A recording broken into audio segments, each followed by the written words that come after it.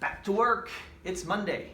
Hey, happy Monday for ya. Got some green on, ready for spring. Hopefully this week has some nice warm weather. For after your homework, you're gonna go outside and get a run in, get a walk in, bike ride, play a game, do something, get outside. Hey, today let's start with the Word of God. La palabra de Dios dice en Romanos 14:11, tan cierto como yo vivo, dice el Señor, ante mí se doblará toda rodilla y toda lengua confesará a Dios.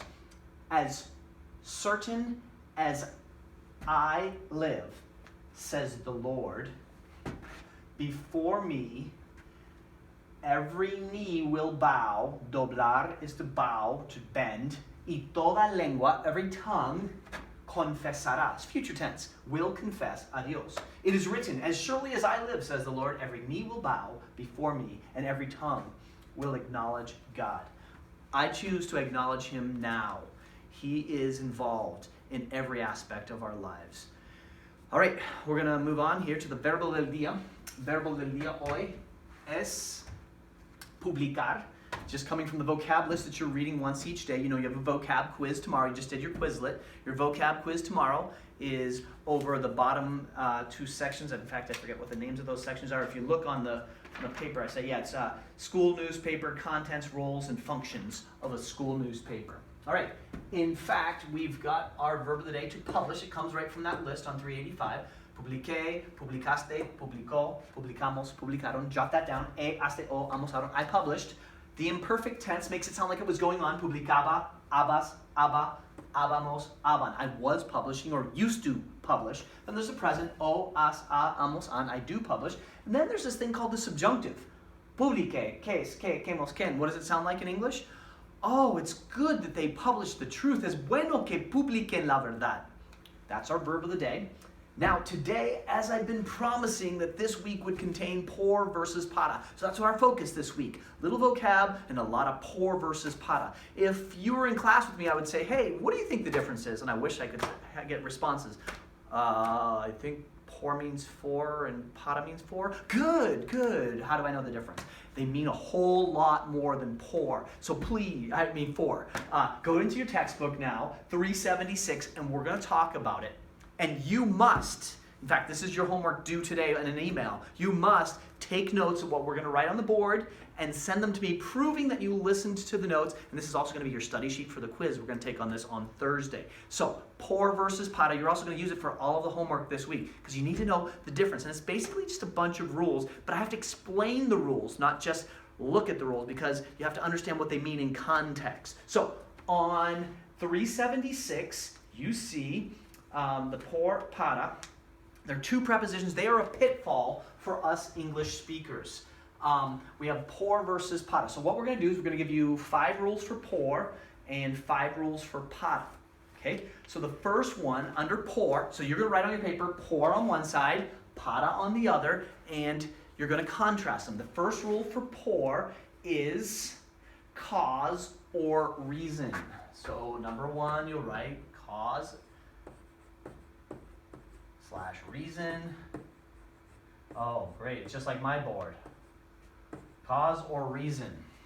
All right, so take a look. It says, por eso escribió el artículo. In fact, that's one of your vocab words. Por eso, for that reason. In fact, por qué, what does that mean? Why? Yeah.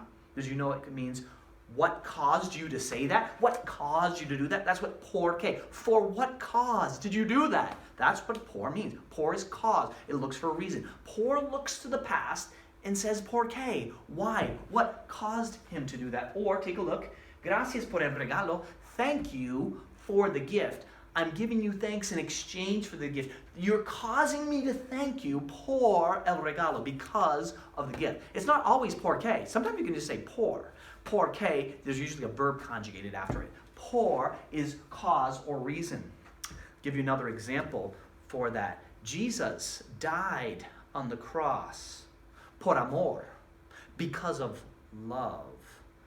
I'm giving you a homework por, and the reason, the cause is, I know state standards are there. Por los estándares, because of the state standards. You need to know in Spanish too, por versus para. It's just a state standard. It's what caused me. It's the reason. Por looks to the past and gives a cause. That's the first rule. The second rule is means of communication. By means. By means. Por means by means. Take a look. Te llamo por teléfono. I'm going to call you por teléfono, by means of phone. Well, how are you watching me right now? Por teléfono, por iPad, por computadora, por YouTube. How did you get to the grocery? You guys probably aren't going to the grocery store. How did you used to? Back in the old days when people used to go out in public, how did you used to do that? Well, por carro, por bicicleta, por autobús, by means of. How did you get to school every day? Por. It's the method of doing something by means of. Por means by when it's by means of. Cause, by means. Number 3. Por means periods of time. I call it, I spell it right, duration of time. Duration of time. Por is duration of time. The model says, Mari fue a Samana por un mes. Mary went to Samana for a month. How long? Por is duration of time. Vengo por la tarde. I'm coming during the afternoon. Por means during. So, here we go. How long have you been studying Spanish? For 2 years, profe. Por 2 años. Duration of time. What time of the day do you brush your teeth? Por la mañana o por la noche? During the morning or during the afternoon? When do you do your Spanish homework? Por la tarde? During the afternoon? Por la noche? That's the idea. Por means during. Or how many minutes have you been doing it? How many minutes have you been watching this video? Por 8 minutos. I've been watching it for 8 minutes. Duration of time. Number 4. Oh my goodness, this is so fail. I'm sorry about that. Por. Por. You guys are writing this down. Means movement through. Por means through. Por means through. What does that mean? Well, how did I get into Miss Baranik's room? Por la puerta. Through the door. Or if somebody's hitting a baseball and it breaks the window, the ball came por la ventana. It came through the window. Por means through. Por means through. In fact, how do you get to Florida from here? Well, you have to go through Georgia. How do you say through? Por Georgia. Por means through. Did they give an example? They do. Los turistas pasan por la aduana. The tourists pass through customs. Por. Maybe you want to walk through the park. Por el parque. Next one. Fui a México por Texas. I went to Mexico through Texas. Now, profe, you said there's 5 pors, but I only count 4 here. That's right, but I'm going to give you an extra one because it's going to be on the quiz. And I think this is a key one. Por means exchange. Por means exchange. I'll give you a peso if you're in your seat when the bell rings. I'll give you 2 pesos if you're in your seat when the bell rings. 1 peso if you're in the class. Un peso por estar en tu silla. 1 peso in exchange for being in your seat. Or when you guys wanted a chocolate from me. 3 pesos por un chocolate. 5 pesos por 2 chocolates. You give me pesos, I give you chocolate. It's an exchange. If you want to say Jesus Christ died on the cross for you, it exchanged. You don't have to die. He died for you. Él murió por ti. He died for you. Y por mí. He died for me. Exchange. When you're doing an exchange, it's por. How much for that book on Amazon? $10 por el libro. $10 for the book. Por is exchange. So there's our 5 pors. Cause or reason, by means of, duration, through, and exchange. Now, we're going to do the other preposition, para. Para is goals or purposes.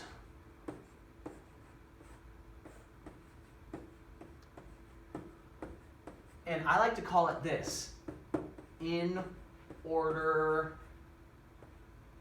to. In order to. All right, goal or purpose. So, I'm explaining this to you guys in order for you to be able to understand Spanish, para que entiendan, so that it's my goal. You see, por looks to the past, para looks to the future. So I'm assigning a homework due on Wednesday, para que ustedes, so that you guys will be able to do this. Para is the goal or the purpose. Look, take a look. Practicamos para ganar el partido. We practice in order to win the game. Oh, that's why you're practicing. Or maybe say this, like, I take vitamins to stay healthy. Yo tomo mis vitaminas para estar saludable. Para estar, in order to. If you can legally say in order to, the preposition is para. The preposition is para, if you can say in order to, when it's the goal or the purpose. Number two, movement towards. And these all have the same idea. Toward. Movement toward. What does that mean? I'm walking para la cámara. I'm heading towards it. Or maybe I'm headed para mi libro. I'm heading towards that. Or for vacation. Hey, where are you guys going? Oh, vamos para Florida. We're headed for Florida. Para is movement toward. Just like this is a movement toward a goal, para is movement toward. Let's look at the model. Salimos para la escuela a las 7. We used to leave for school at 7. We left our house in the direction of school. Okay, let's see here. Recipient, same idea. Recipient, R-E-C. Recipient. All right, this peso is for you. Es para ti. This cake is for my mom. Es para mi mamá. Para mi mamá. Not por mi mamá. If I were to say this cake is por mi mamá, that would be like, it's exchange. I give the cake, I get to keep my mom. Doesn't work that way. Para is when something is moving from one place to another. Para, recipient, if you're giving something to something, or maybe toward, same idea where you're moving. You're moving your body towards, you're moving your car towards something, or you're moving toward a goal. It's all the same thing, just different ways of looking at it. Para, for recipient. What does the book say? Estas fotos son para Laura. These pictures, they're for Laura. I'm giving them to Laura. She's receiving them. It's motion from one point to another is what para means. Next one. Para is for an opinion. O-P-I-N-I-O-N. Opinion means this. For me, Spanish is fun. Para mí, español es divertido. Para ti? For you? That's a different opinion. Para is an opinion. You know, somebody could say, para mí, chocolate es delicioso. Para ella, chocolate es guacala. It's just an opinion. When you want to say, for me, such and such, you say, para mí. For you, para ti, para mi mamá. Para, when you're giving an opinion about something. What does the book say? Para mí, es una cuestión de tiempo. For me, it's a question of time. Okay, that's opinion. Next one, deadline. 5, deadline.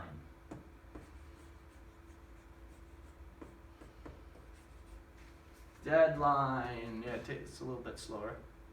Okay. Oh no. Where did it just disappeared on me. Oh, technology. Deadline. That's the same idea as motion towards. Okay, when's the homework due for this class? Page 301, 302 is para miércoles. It's for Wednesday. It's the deadline. Once again, it's the idea of motion towards. We're heading towards a deadline. Para is for deadline. What's the book say?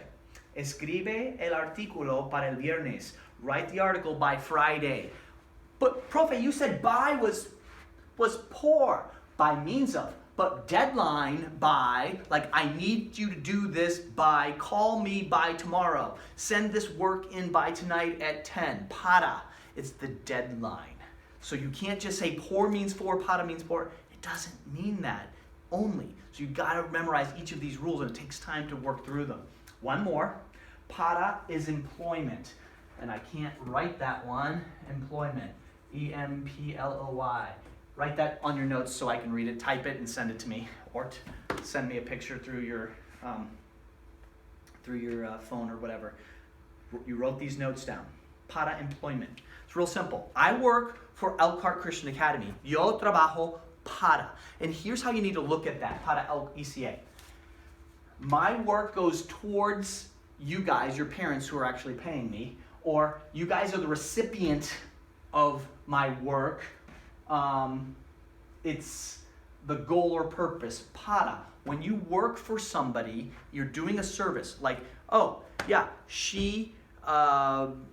yesterday a former student came over and worked on my pipes in my kitchen. So they worked para mí. They worked for me. Their service was a benefit to me. Para, when you work for something. So if I say, oh yeah, my wife, she works for Martins. Ella trabaja para Martins. Para is employment. So those are the rules. Let's practice one activity, and then I got a good rap video for you to watch. Activity 12, periodista por el día. Víctor cuenta lo que pasó un día cuando encontró a Lorena. Para saber lo que cuenta, cambia los dibujos a expresiones por. So these are all por. They're all por. You tell me which reason why it's por. Number 1, el sábado pasado salí de la casa. Last Saturday, I left the house por, what's that picture? The morning, por la mañana. Which one of these is por la mañana? That's right, during the morning. I left my house during the morning, por la mañana. Tenía que encontrar a mi amigo. I had to find my friend, Lorena, en el parque. Llegué allí, pero no la encontré. I arrived there, but I couldn't find her. Entonces, la llamé por... That's right, teléfono, por teléfono. ¿Dónde estás? Le pregunté. Por teléfono, which one?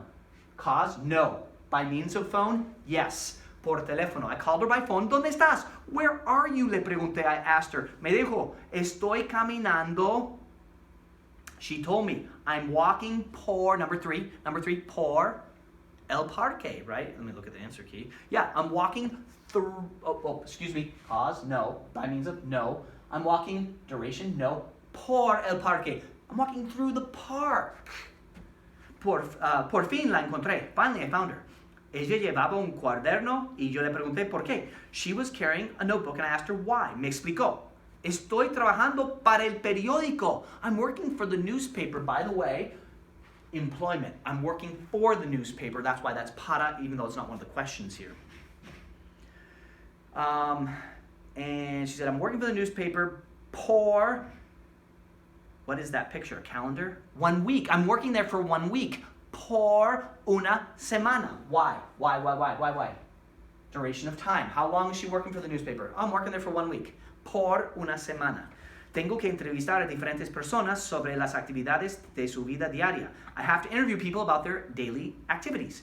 Quiero pasear por the city, la ciudad. I want to walk through the city. Which one of these? Por la ciudad, through the city. Y tú me vas a ayudar. You're going to help me. Me dio otro cuaderno y una pluma y salimos para el centro de la ciudad. You're going to help me. She gave me a notebook and a pen, and we headed out for the center of the city. Oh, notice it's para el centro, toward the center of the city. Llegamos a casa. We arrived at home. Noche. Por la noche. Cause? No. Night did not cause us to arrive. By means of night? No. During the night? Por la noche. At nighttime. All right, listen. Just jotting these words down is your homework. However, just jotting them down doesn't mean you know them. You're actually going to have to think. And I can't make you think. You're going to have to choose like, all right, I have to evaluate every sentence and say, why is it por? Is it one of these? And why is it para? And do I actually know what cause means? Do I know the difference between cause and goal? I bet you some of you have never thought there's a difference between a cause and a goal.